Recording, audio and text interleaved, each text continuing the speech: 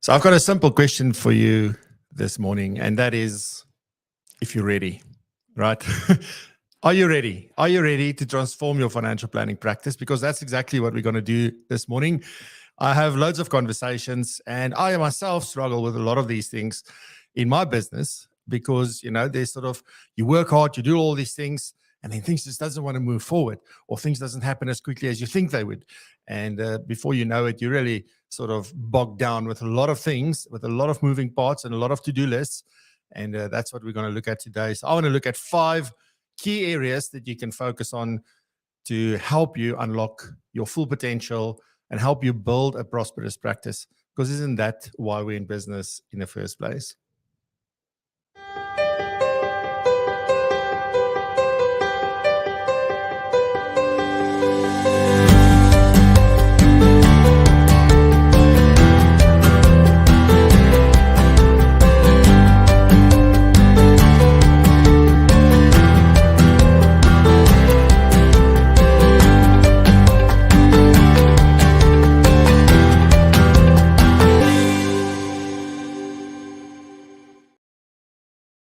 Good morning, good morning, good morning. I hope you're doing well this beautiful Friday morning. And I'm getting goosebumps as I say that because it's really a beautiful day and definitely not a day I'm going to be working inside today. I'm going to find somewhere that's outside and where I can see the beautiful sky and just, feel the cooler wind. Yeah, in South Africa is definitely getting cooler and definitely up here in Joburg. So how are you doing this morning? I hope you're doing fantastically well.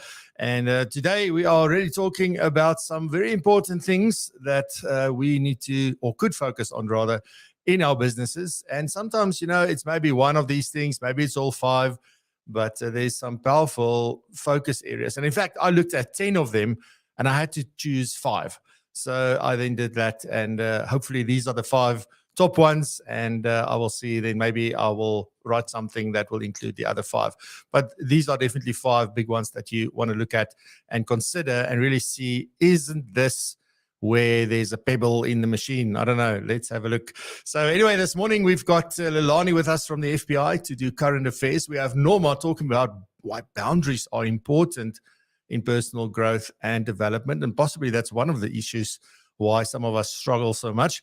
And then I'm going to talk a little bit about some quick tech tips, about quick parts this morning. So quick parts and quick tech tips and a couple of announcements, and then we'll get into the show. And of course, today you can also win coffee because that is what propels us and powers us here at PROpulsion. So coffee is very important to all of us. And we'll give you the hashtag a little bit later that you can use in the comments in order to be considered for the lucky draw at the end of today's show. Alrighty, so with that, let me say a warm good morning quickly. So first in the house this morning was Mr. Terence Tobin. Terence, thank you very much for my books. I really appreciate it. It's a big gift. I look forward to reading them. And Mr. Kobus, good morning. Hope you are doing well. We've got Heloise in the house. Good morning, Heloise. Nice to see you. Mary, good morning. Hope it's going well in KZN. We've got Gerry Nel. Good morning. Goeiemôre. We've got Arun. How are you doing, Arun? I will get back to you somewhere today. Adrian, good morning. Like me to see. Hope it's going well. Charmaine, good morning. Hope you're doing great. Frank, good morning. Hope you're also doing well, sir. We've got Ferdi in Bloemfontein, and then Razan. I'm not sure where you are, but good morning. Welcome. Long time. And then Cecilia, good morning. Nice to see you this morning as well. Ladies and gents, let's get the show on the road and head on over straight to Mrs. Lelani Besaidenout and hear what the latest are for us in this amazing profession.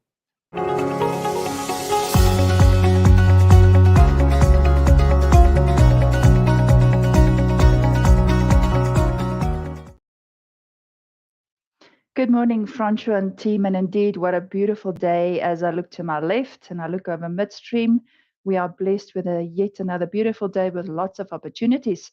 So my questions to you is not just are you ready, but what are you going to achieve today? So on that note, a quick update, Francois, from the Financial Sector Conduct Authority side. We saw a few public warnings as normal from the Financial Sector Conduct Authority this week, as well as a tribunal case that the FSCA, the Financial Sector Conduct Authority, lost.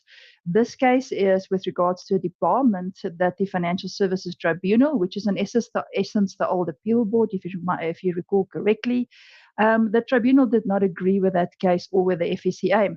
So the FSCA in the media statement merely stated that they concede that its decision was formally out of order.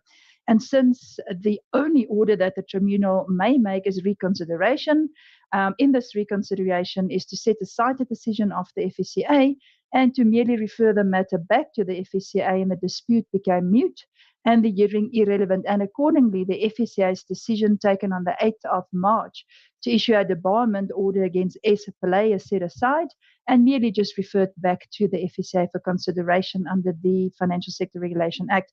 Then we saw, as I said, a few public warnings.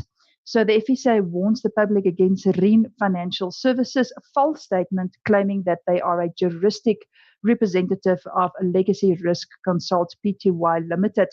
Another warning came from the FSCA, where the FSCA warns the public against individuals impersonating NESA Capital Pty Limited.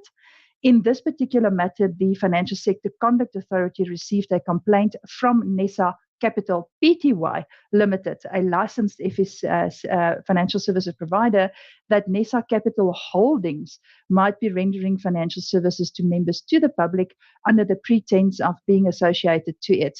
So NESA Capital Pty Limited has denied any relationship with NESA Capital Holdings. So watch out for that one if any of your clients should approach you with regards to the NESA saga.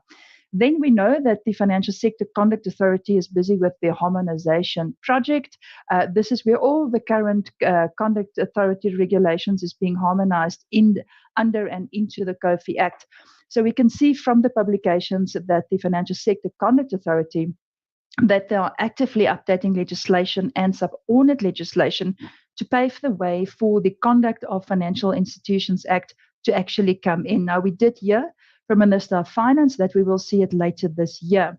So this week we saw updates to the JSE market notices and the Financial Markets Act, bearing in mind that the FMA, in short, for the Financial Markets Act, will be absorbed totally into the COFI Act and its subordinate legislation in the future. So you can see bits and parts of it being updated to pave the way.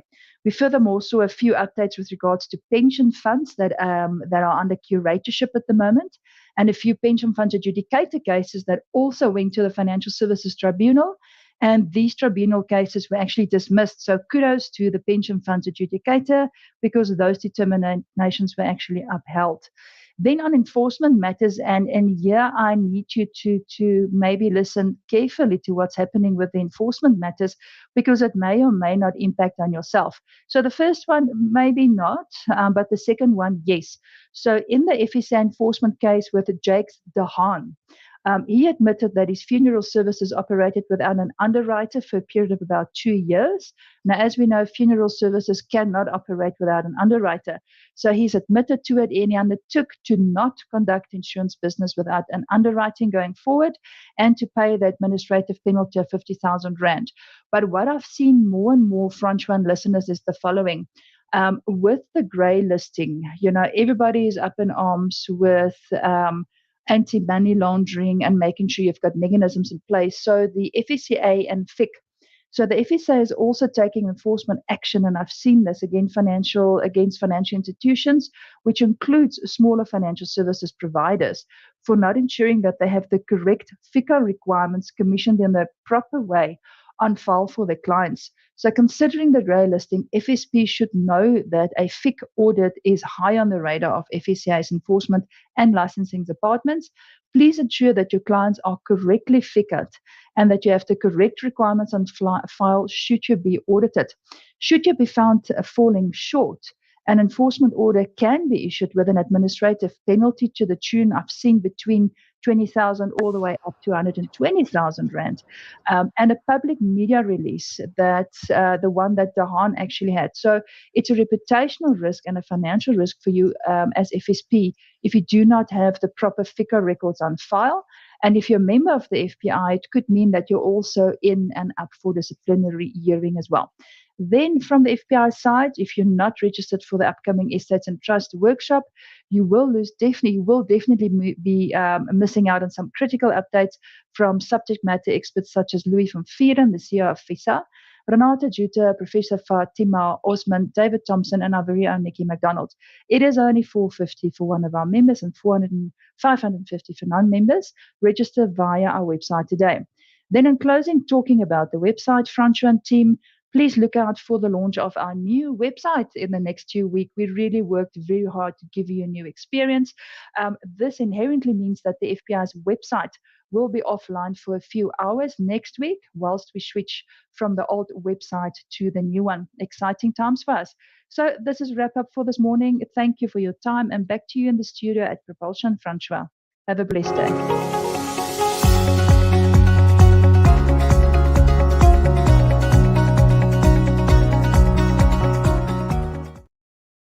Brilliant stuff. So thank you very much for that, Lelani. Next up, we have Norma. As I said, Norma is talking about boundaries this morning and why they are important if we want to grow and develop personally. So looking forward to this one.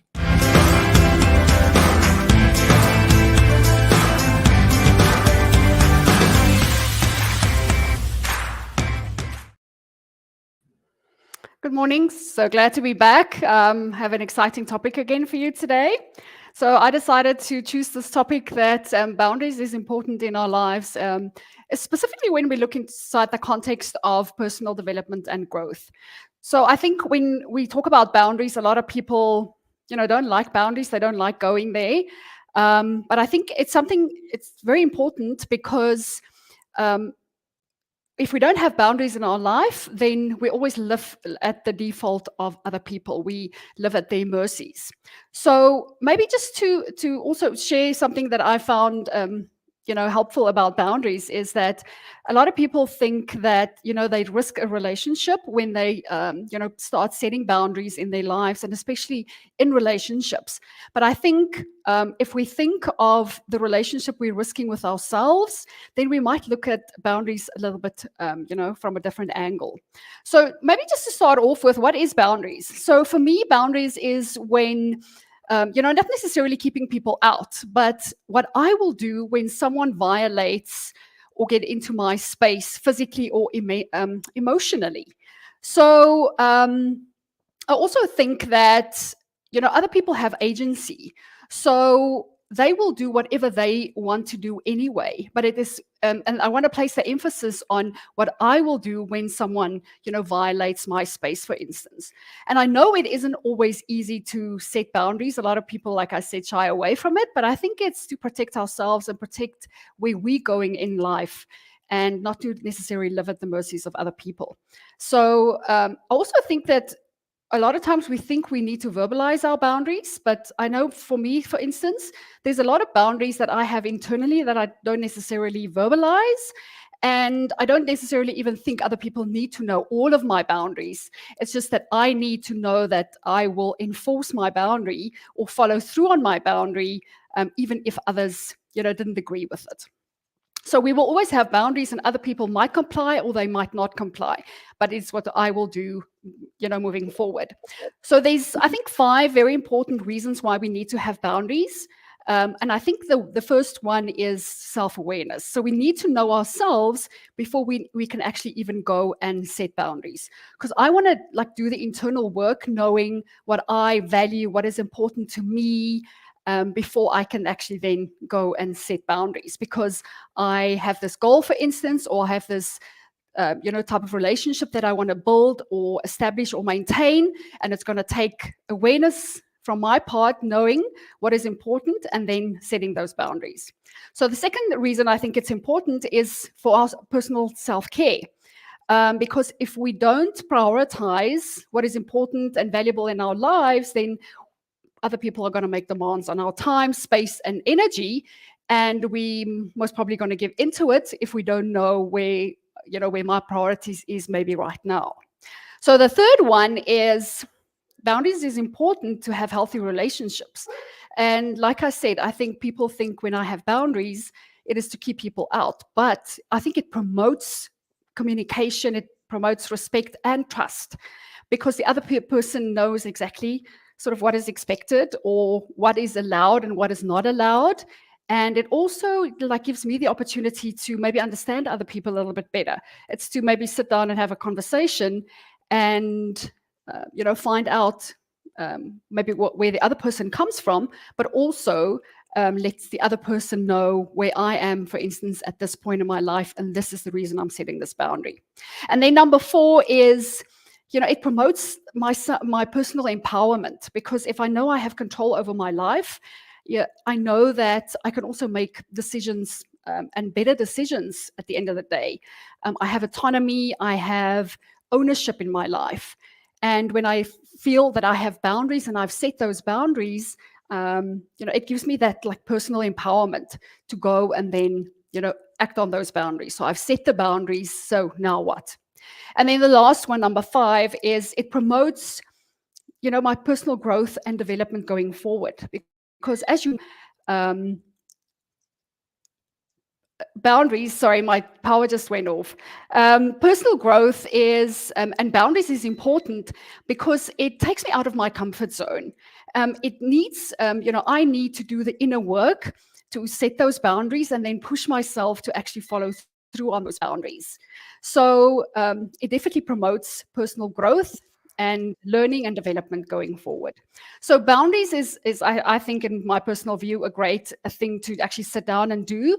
And it gives me this nice framework of what I know, what is allowed and what is not allowed in my life. And then it makes it so much easier to actually go and execute on all of my goals and dreams that I have for myself. So thank you for your time. That's it from me.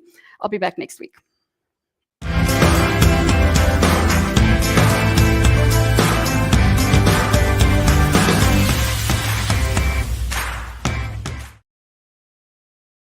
Thank you very much, Norma. And I guess, there was something that triggered me right in the beginning when you started, is to say, it is, I think the reason why we don't want to really share or have boundaries sometimes is because we are worried about what the other person is going to think. Am I is this more important than them? And how would it make them feel if you say no and all those kind of things?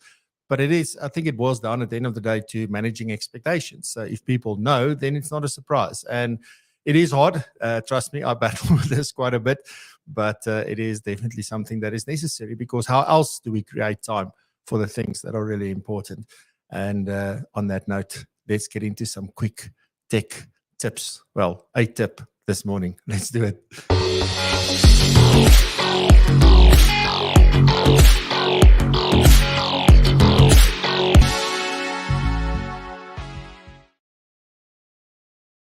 So if there's one thing that really got to me many, many times, and I figured this out a while ago, like quite a number of years ago, but it was probably one of those moments where I went like, holy moly, how did I not know about this? And why did I not know about this? Now, this is really not something in the sense of what it does. It's more around how it does it and the amount of time that it saves. So mostly when we need to send emails, whether it's a reply or we want to confirm something, or, there's all of these emails that we send over and over and over again. And you think like, oh, it's just 1 or 2 or 3 sentences. I'll quickly type it out. And then it takes time. And then you get to a point like, no. So you go look, oh, that email was quite cool. So you copy the text and put it into a Word document. And then every time you want to use it, you scroll through your Word document to find that portion, because all your email templates are in the same document. Or maybe you have them as separate documents. You can find the document, open the document, copy the text, put it in the email, change what needs to be changed, and off it goes. Now, I've got a much quicker and better way that I want to show you this morning. So this is called the quick parts. It's in Microsoft. So Google has got a similar function called templates. You do have to make sure that if you can't find the templates, if you're in a new document in Gmail and you're creating a new email, on the right-hand side at the bottom, there's 3 little dots. When you click on that, if you can't see templates there, you've got to go into your settings and go and enable templates there, and then you'll be able to do this. So it works in a similar fashion.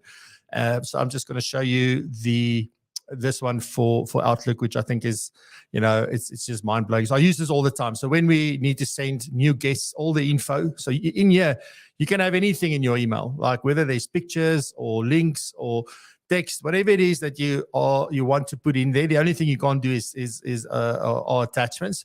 But from a text point of view, you can do all of this stuff, right? So what I've done is I've just created very quickly a template here for an email that is confirming to a client that, thank you very much for trusting us with your life assurance and blah, blah, blah. So this is typically an email that I would have to type out every single time, or I would go and find this somewhere else. So I haven't put this into QuickParts yet. So where you will find QuickParts is when you are in a new email. So this is a new email window. So we're in a new email. You can see here that we are creating one. Under Insert, if you go to Insert, then there's a little box here that says QuickParts.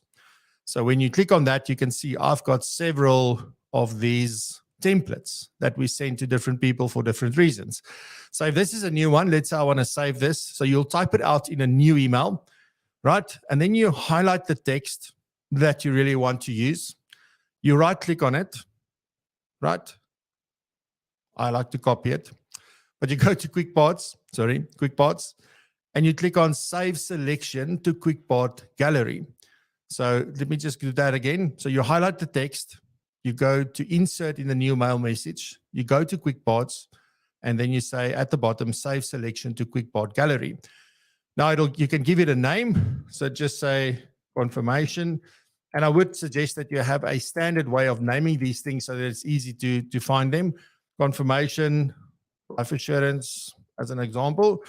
And then the gallery would be QuickParts, and then you can categorize this. So there are many different categories that I've created, and you can just go to the bottom and say create new category.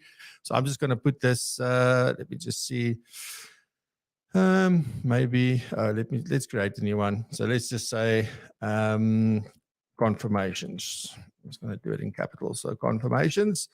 Right. And then very importantly, so you can put in a description about what it is about. I don't do that. Saving, that's fine. You can leave that. But options, you can insert the content only. So wherever you are, it'll just insert it there. Or you can insert it in its own paragraph. So I always choose this so that whenever you insert it, it will create a new paragraph and it will go in separate in between whatever you were busy with. And then you can also add it to its own page. But I like in its own paragraph. And then go, okay, right. So let me show you then how this works. So now if I started a blank new email, right? So it's blank. I want to start this off. I would typically land on this page if you use Outlook.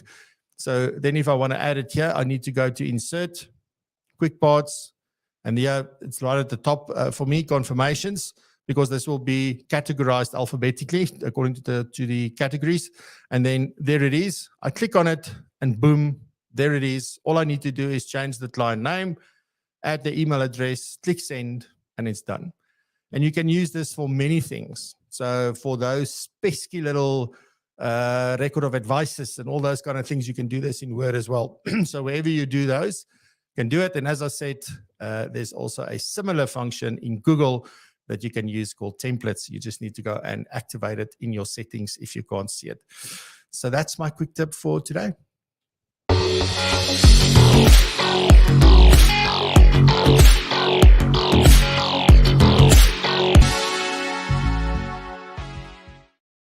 Cool beans. So I hope that is helpful and that you're going to save a lot of time just because of that one little hack. Righty, so then next up, I've got a couple of announcements. So let's get into that.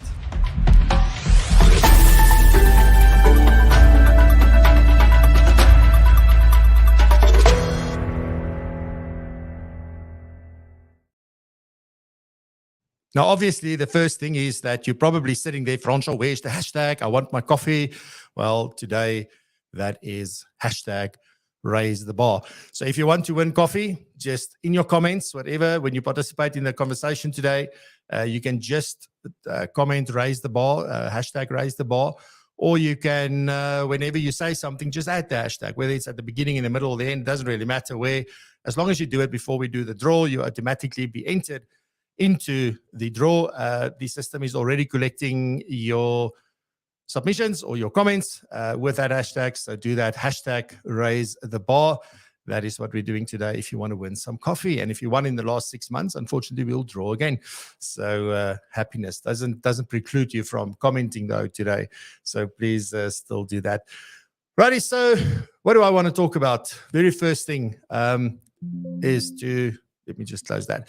So the first thing I want to talk about today is PROpulsion Pro, our community, or the PROpulsion community.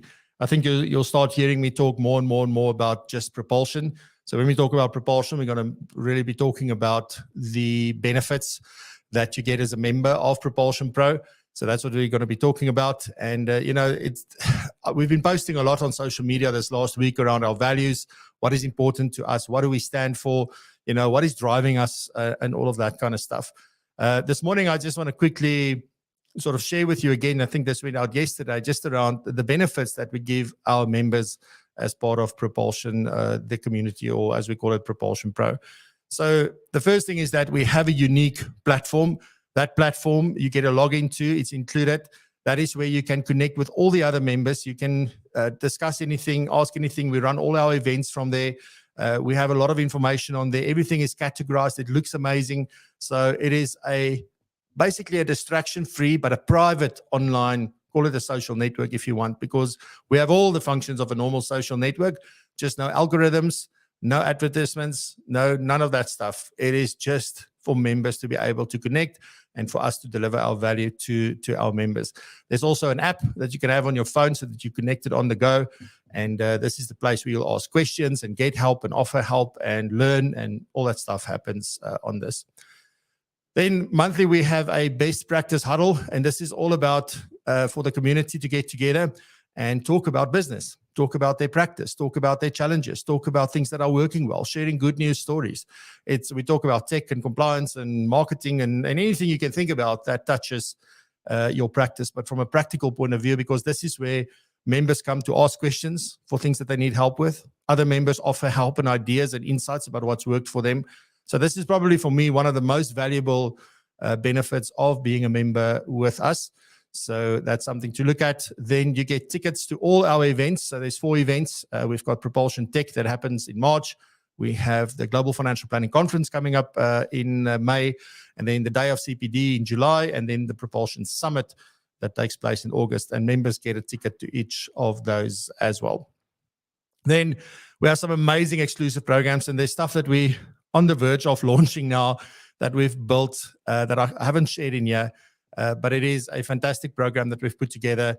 It's going to be a different experience from what people are used to. So really looking forward to that. And again, all of these programs are free to members. So if you're a member, it's included. So we've just done client meeting skills. We're busy with financial planning tools and techniques, got nothing to do with software, everything to do with engaging with clients and challenging some of the well-known books that are out there, to sort of see, do these things hold true in all situations, or what do we really need to think about when we implement all of this? So really get into that. We've also done delivering a great virtual experience, and then, as I said, there's a brand new flagship product coming very, very soon that we're very excited about, and there are a couple of other things in the works. So we do offer verifiable CPD. So most of our things are CPD related. So we have regular live CPD sessions. You get access to all the recorded CPD as well. So which is, I think we offer close to 80 CPD points at this point that you can choose from. So all of that is available. It's all included. So no extra cost. We've got value added content. So there's specific little like how-to sessions and interviews and little podcasts and things that we do that's exclusive only for members that we don't make available elsewhere. And also what we're starting now is guest blogs, where members of the community will be writing blogs and articles and things that will be available to the community as well. And so that's definitely something that you won't find anywhere else. And then challenges. These are meant to, we learn a lot because we're at heart, we're an education business. So we teach a lot, we help a lot, we grow a lot, but we don't implement a lot always. So these challenges are built to help people implement. Again, it's only for members. Then this is amazing, listening to what Lelani just said about FICA and all of that. So Beeswax, for example, is one of our partners, and they give 55% off on their monthly fee. There's still transactional fees that will be incurred. But they are software that does a whole background check on people into their, I don't know how far back they go, but they know what's going on and they help you identify the risks. But we have, you can see on screen, there's Tax Space, ComSpace, ProForme. There's Gravitas Tax just came on board with a 42% discount. So we really offer great value just for you by being a member, and this doesn't cost you anything extra. We have get-togethers once or twice a year where we really get together in person as well, because everything is not virtual. And if you want to join us, then that's only 350 Rand a month. And I shouldn't be saying only, but it is only 350 Rand a month. I had a meeting with somebody last week that said to me, "Are you sure it's only 350? I said, yes, for all of that. So definitely something you want to check out. So very simply, it's propulsion.co.za. You'll see the tab for community, and even down below in the description, you'll also find links to that. Alrighty, so that's that from community point of view. Then I just quickly want to remind you, Global Financial Planning Conference is happening 16 and 17 May. So the tickets are available, and you can go and get them right now. So it's on the website at propulsion.co.za. It includes the day of CPD. So go and check that out, what that entails and what you get for all of that. It's 349 Rand a ticket. So please go and get your ticket or join Propulsion Pro if you wanted included. And then just to mention that also keep an eye out for the stuff on Propulsion Summit, which is a one-day event that will take place on the 22nd of August. And more information will be made available from that. Ladies and gentlemen, I've got exactly 30 minutes left to do the feature topic today, and I look forward to that. Thank you for indulging me. I really appreciate it. A big thank you to Colombo Coffee for making available and sponsoring the coffee that we give away. So really appreciate it. If you find value in what we do, please like and subscribe. We really need the help. That's sort of a way for us to get the word out and for other people to gain and also get value, the same value that you're getting. And this is all meant at helping us build a better profession and a better industry for everybody. So please help us do that and help and share and help us get the word out. So thank you very much.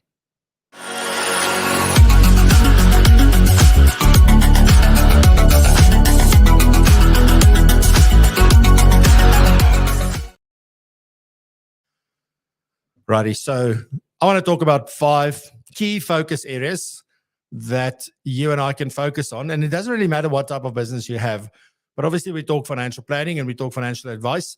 So there are certain things that I think that are more appropriate and more important in that space than in other businesses. Although there's certain things that I believe inherently, if you're in business, these are universal principles and you need to look at those. You've got to focus on those and you've got to do the things that are aligned with those principles, because otherwise it's going to be maybe a little bit difficult. So today I want to talk about really how do I unlock time. You know, this whole series is about freedom. So I'm going to talk you to death on freedom and unlocking time. Also going to talk about creating opportunities and also about growing your revenue in your financial planning practice. And the thing is, we rarely can grow our revenue unless we unlock time. I've spent a lot of time. And that's the thing I think that we don't really always get, is that to gain back your time will take time. But that time that you're spending needs to be focused. It needs to be on the right stuff. And that's what I've been going through this year, is to make sure, like, am I supposed to be doing this? Why am I supposed to be doing this? Why am I supposed to be doing both? Which is horrifying. But you've got to do all of it. But that's what we need to look at and really be critical about. Like, it's, you know, like one of the things I did, for example, is that I closed my calendar completely for April, because like I obviously allow people to book time in my diary. So I am busy with meetings all day, every day. And when you're in meetings, guess what? Nothing gets done. It's great for relationships. It's great for helping. It's great for giving back. You know, it does open opportunities down the line, but I need to be in control of that in April, so that, you know, it's just that I can really channel my time to the right things. And that's one of the big things that I've done. And I can't tell you the difference it's made. I mean, where are we today? On the 14th of April, and I've gotten so much done this month. And looking forward to the rest of the month, and then going sort of back maybe to normal in May. But that's one of the things that we're definitely going to talk about. And, you know, if we focus on these key areas that I want to talk about, it will help us to maybe do better time management. The other day I was talking about productivity and time management. There will be increased opportunity as a result, and we can improve our revenue.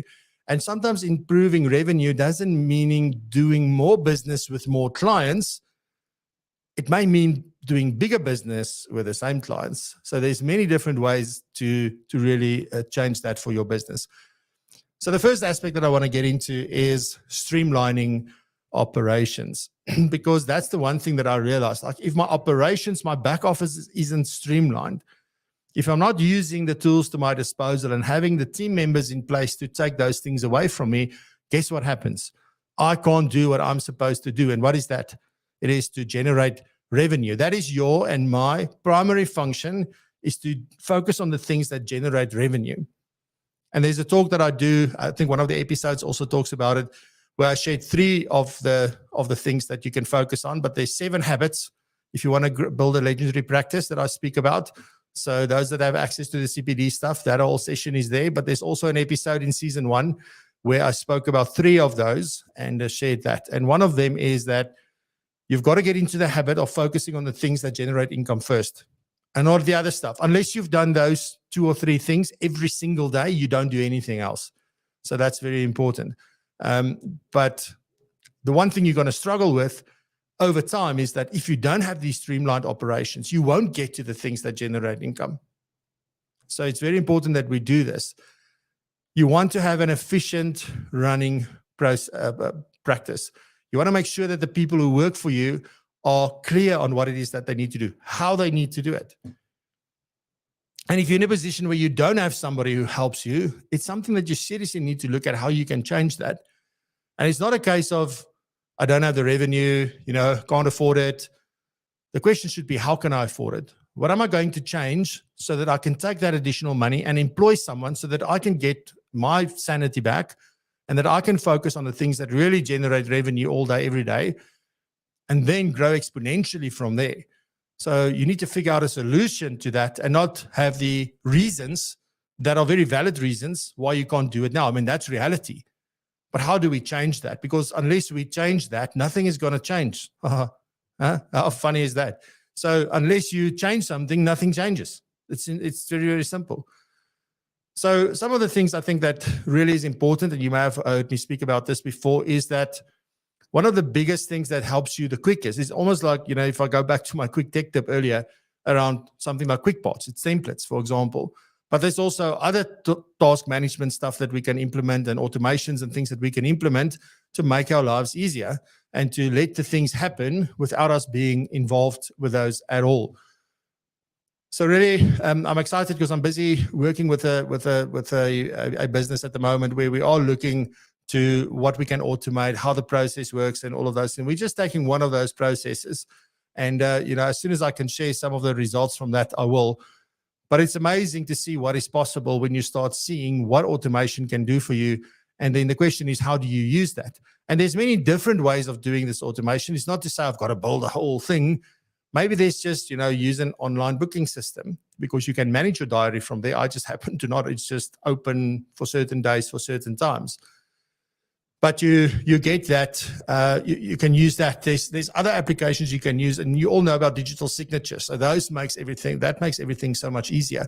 So there's all of these different tools that one can use in order to make your life easier and get things done quicker. It's maybe still not the most efficient way, but it's definitely a way to get things done quicker, smoother.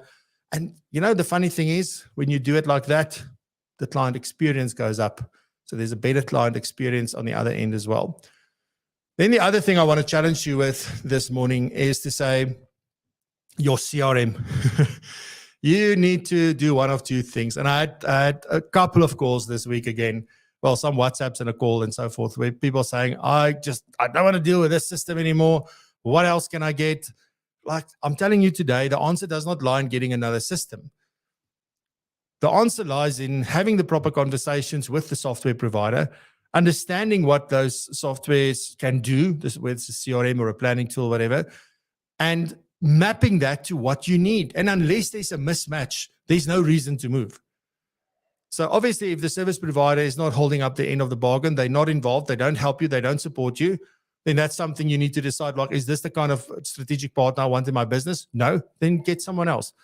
But on the other end, if it is, it's there. The problem actually lies in your office with the fact that, we don't do the training, we don't go through the motions, we don't do what we need to do. And in fact, I really don't know. The actual problem is that I don't know what it is that I want in the first place or what I need in the first place. All I know is that this is more of a hindrance than a help. Now, you've got to go look at those different aspects and say, where is the issue here? And maybe there's an issue in multiple places, but most of those, a software provider relationship can be fixed with a conversation. and be the person to initiate that. Don't wait for them and say, oh, but I pay you so much money. This is in your best interest. It's in your business's best interest to fix that.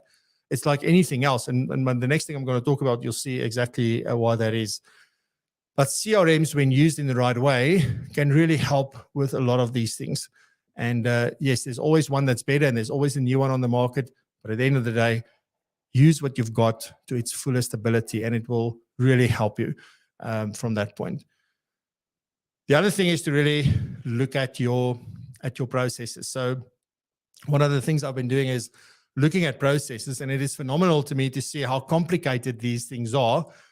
It's something that's very simple to do, but what makes it complex is the amount of steps built in to double, triple check everybody. For those people who love to be in control and there can't be a mistake, and I want to make sure that, so you've got all these additional steps, and then that's exactly where the bottleneck happens, because you have staff do everything, but it first needs to come to you before it goes to the client. Now, there's a way to fix that, and that way to fix it is by having properly documented processes and properly documented communications so that there can't be a mistake. And if there's a mistake, it's going to be so minuscule that it doesn't really matter. But spending time on double, triple checking your team, it's not great for them. It's definitely not great for you and your business. So that's one of the big things that you need to ask yourself, am I doing that? Even if you think you're not.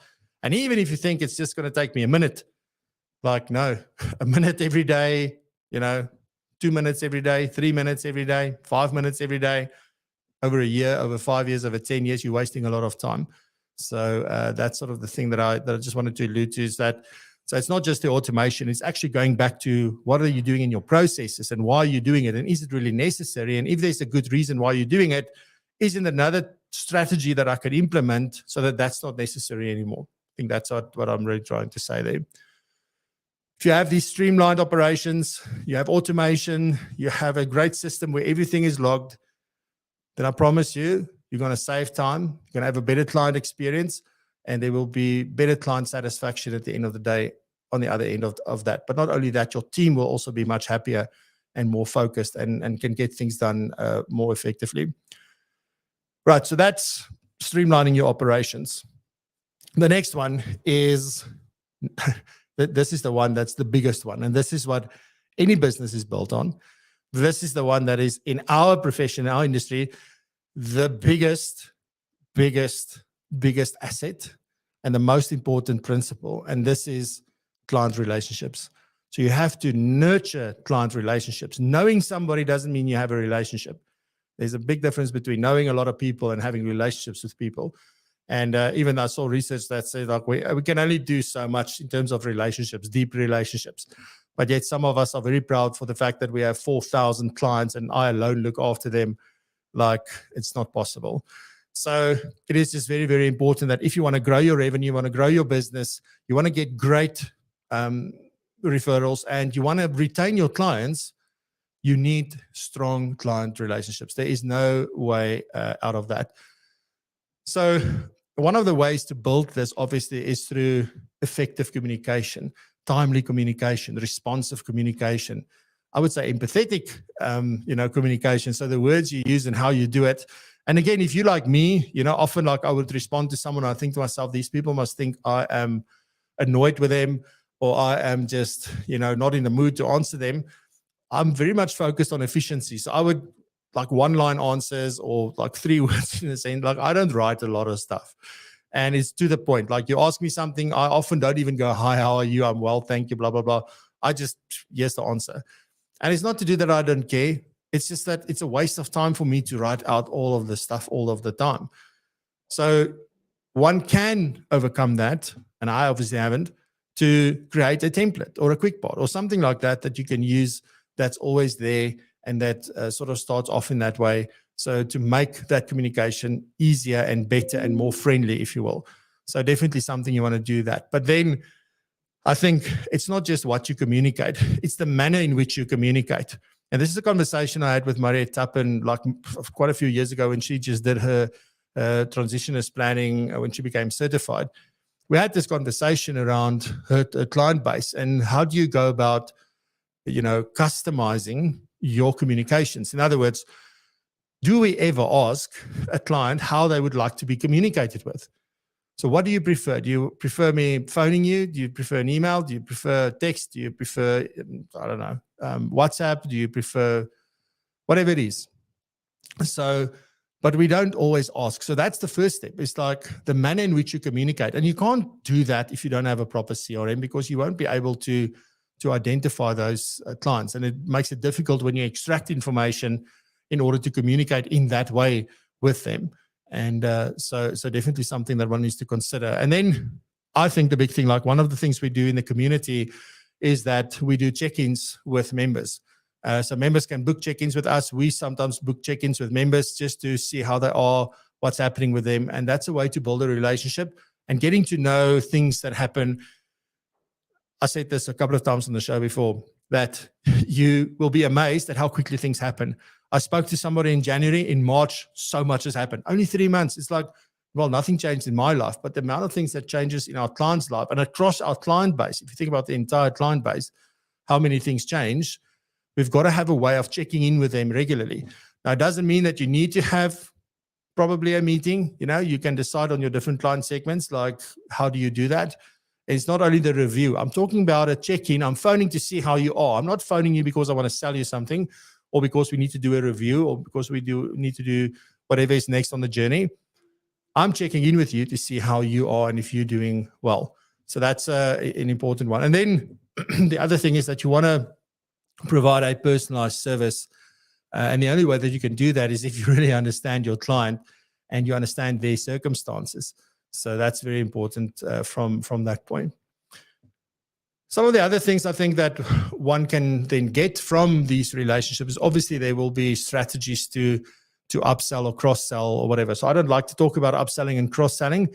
For me, it is more ways that we can serve clients. There's more ways, more problems that we can solve for clients, because it's not about upselling or cross-selling.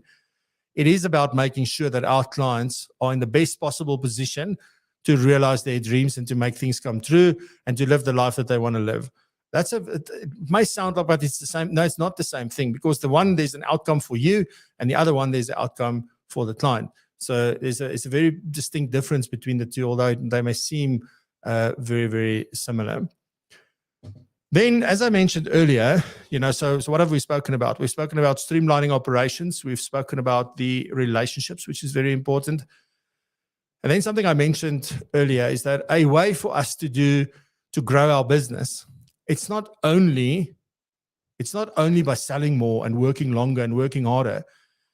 It is about what are we focusing on. So if we know our clients very well, we can expand our services and our offering. So I know there's a lot of advisors and planners who only focus on investments. They don't want to do anything else. Like, I've done my risk bit and I've done this. I don't want to do medical aid. I don't want to do short term. But the reality is that you have a client that have all these needs.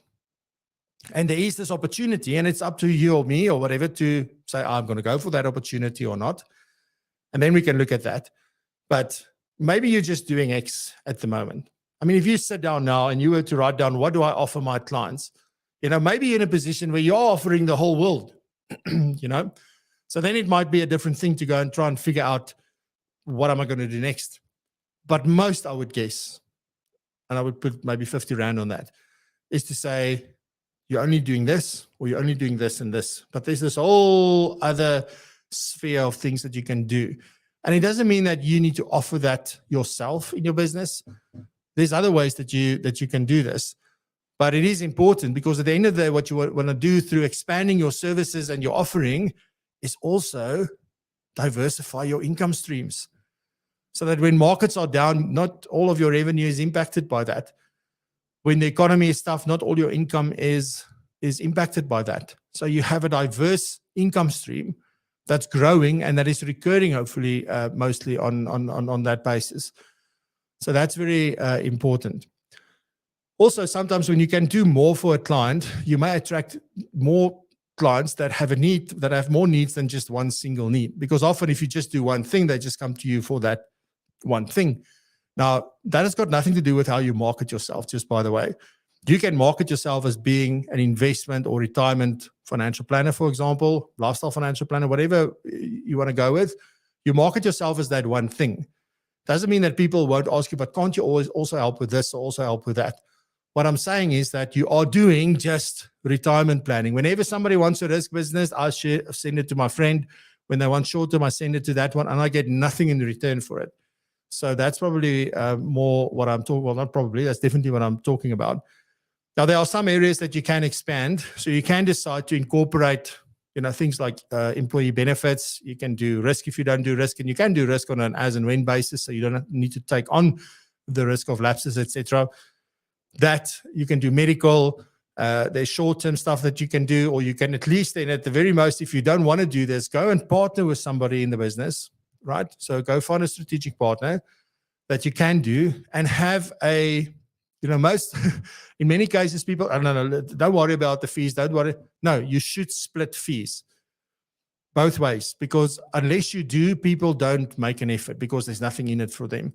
So that's what you need to do. So there needs to be a sharing of fees there where it makes sense. So definitely something that you want to go and look out for.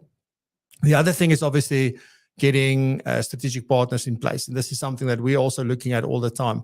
To say, who do we partner with? Who do we bring in? Who can we work alongside that have similar values and similar ways of viewing things and things that they want to do and things that they want to, if we do it together, we can create a bigger vision, or maybe it makes it more possible to attain the vision that we set out in the first place. So that is a very important part as well.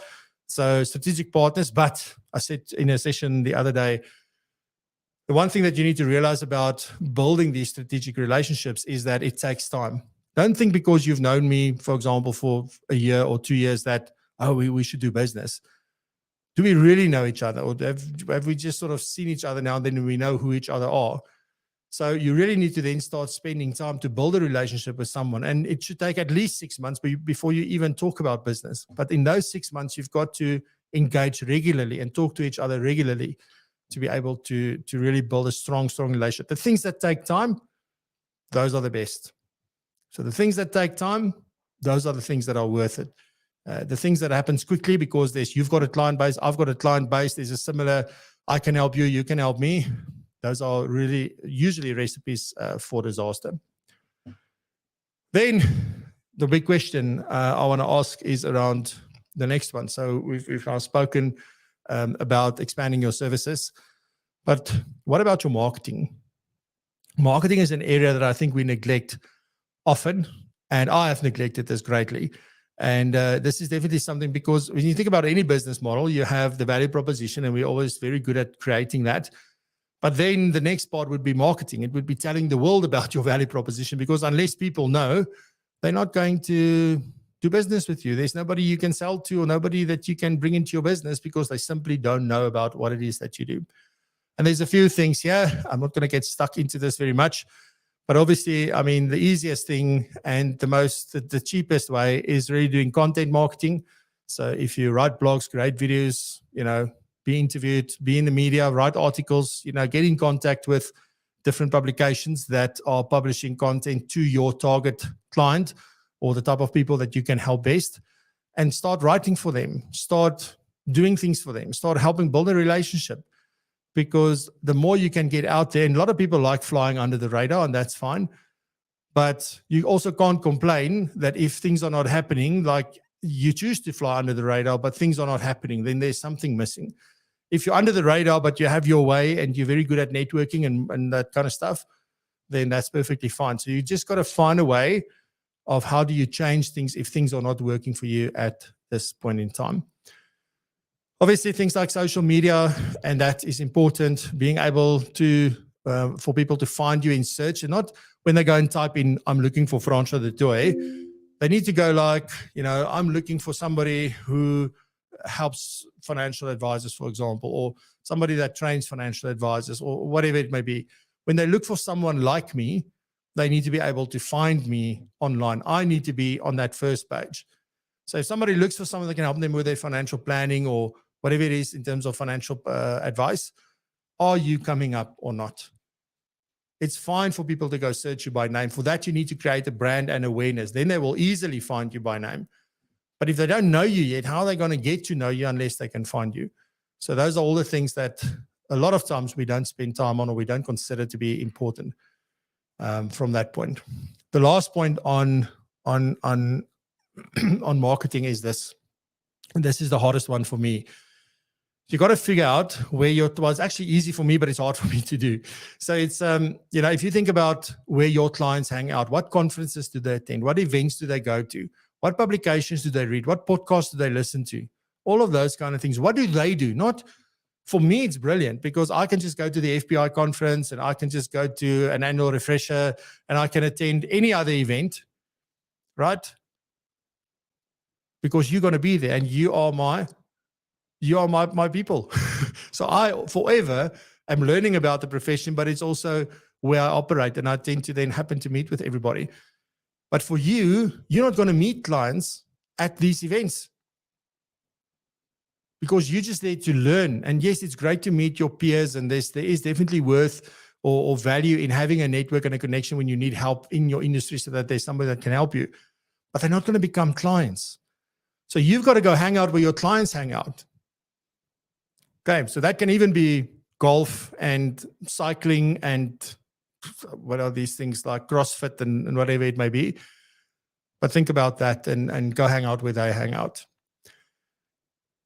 Then continuing your education and professional development. You know, if you don't have your CFP yet, like why not? What is holding you back? And I'm not talking about if you're new in the industry or the profession and you've just done NQF5 or you're busy with NQF6, you're on your way. My question is, are you on your way to CFP? And if you are a CFP, are you staying up to date? Are you keeping your knowledge up to date? Because here's the biggest opportunity that we miss. Is that often, you know, if somebody comes to you and they talk about your business and they want to ask about your clients, and then you go like, no, they've got everything. I've done all the business I possibly can. I need new clients. So that's a fair comment, and it's often a fair fact and a true fact. But my question becomes, is it just that? Or is it because maybe we don't have the knowledge to help them with the next problem? Isn't that maybe also a thing? So how do we make sure that we can keep on solving problems for our clients? Because as we solve one problem, another problem typically arises. They will never be fine. There will always be something. The question is, do you and I have the knowledge in order to help them? So to do that, you have to continuously develop yourself professionally, personally, and, well, I say businessly, but in terms of your business, you got to keep on learning how to run a business better and better. But those are the things that's important. You know, things like certifications are important.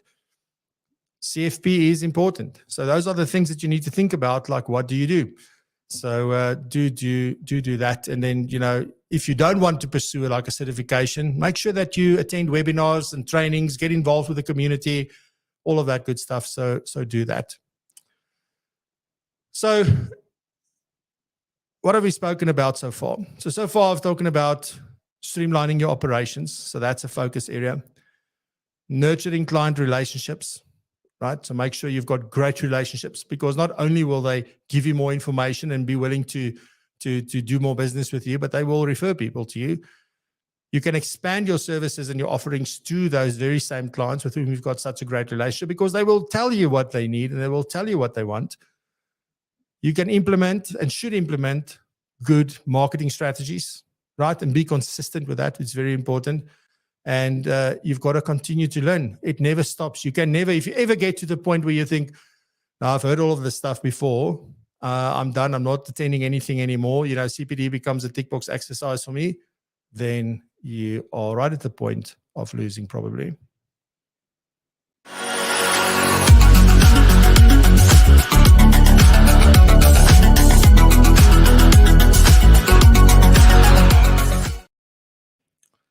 Alrighty, so the time has come. Let's do a bit of a draw.